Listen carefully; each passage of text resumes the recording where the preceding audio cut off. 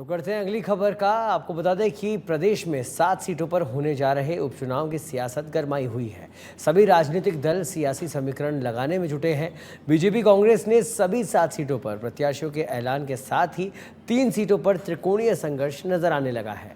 इनमें खिवसर, सलूम्बर और 84 विधानसभा सीट शामिल है, जबकि अन्य 4 सीटों पर भाजपा और कांग्रेस में सीधी टक्कर तय है। देखिए ये खास रिपोर्ट।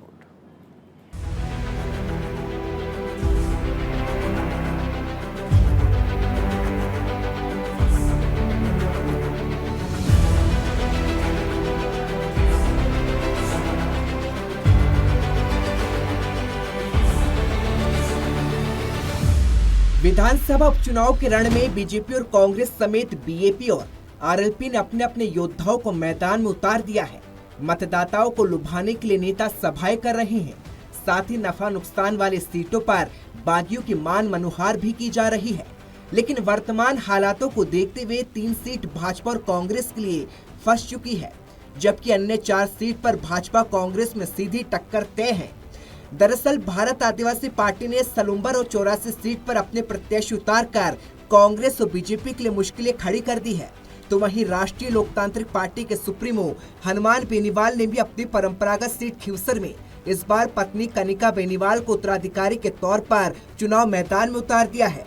ऐसे में खिवसर, सलूम्बर और 84 में जबरदस्त त्रिकोणीय मुकाबला बन गया है। ग्राफिक्स के जरिए समझिए त्रिकोणीय मुकाबले वाली सीटों का सियासी गणित क्या है। खिवसर सीट का सियासी गणित। नागौर जिले की खिवसर हनुमान बेनीवाल की परंपरागत सीट है। साल 2023 के चुनाव में मामूली अंतर से जीते हनुमान बेनीवाल सांसद बने तो ये सीट खाली हुई। अब भाजपा ने हनुमान बेनीवाल को 2023 के चुनाव में कड़ी चुनौती देने वाले रेवंत राम डांगा को उतारा है, जबकि कांग्रेस ने सवाई सिंह चौधरी की पत्नी रतन चौधरी को टिकट देकर मुकाबला रोचक बना दिया। सवाई सिंह खुद भी 2018 में कांग्रेस के टिकट पर हनुमान बेनीवाल के सामने चुनाव लड़ चुके हैं।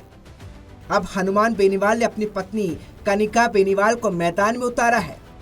84 सीट का सियासी गणित। डूंगरपुर की 84 सीट भारत आदिवासी पार्टी के राजकुमार रोत की परंपरागत सीट है। वे पहले बीटीपी से और 2023 में भारत आदिवासी पार्टी से विधायक बने। उनके सांसद बनने के बाद बाप ने अनिल कटारा को प्रत्याशी बनाया। कांग्रेस ने सीट पर युवा प्रत्याशी महेश रोत को मौका दिया है, जबकि भाजपा ने कारीलाल ननोमा को मैदान में उतारा है। सलूम्बर सीट का सियासी गणित। बीजेपी ने सहानुभूति कार्ड खेलते हुए स्वर्गीय अमृतलाल मीणा की पत्नी शांता देवी को चुनाव मैदान में उतारा। कांग्रेस ने सीट पर रेशमा मीणा को टिकट दिया है, तो वहीं भारत आदिवासी पार्टी के जितेश कटारा भी मैदान में है। इस तरह खिवसर में आरएलपी तो 84 और सलूम्बर में भारत आदिवासी पार्टी ने बीजेपी और कांग्रेस के लिए मुश्किलें खड़ी कर दी है। ये भी तय हो गया है कि तीनों सीट त्रिकोणीय मुकाबले में फंसी हुई है और यहाँ किसी भी प्रत्याशी को कम या ज्यादा आंकना नुकसानदायक होगा। 3 सीटों के अलावा बाकी 4 सीट दौसा, झुंझुनू, रामगढ़ और देवली उनियारा में बीजेपी कांग्रेस के आमने सामने कड़ी टक्कर है। इन सभी सीटों पर किसी की प्रतिष्ठा दांव पर है तो किसी के सामने अपना वजूद बचाने की चुनौती है।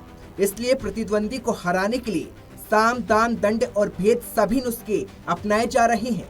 अब ये तो वक्त ही बताएगा कि राजस्थान के सियासी गणित में किसका गुणाभाग सही होगा और किसका बिगड़ेगा। लेकिन फिलहाल हर सीट पर मुकाबला टाइट है।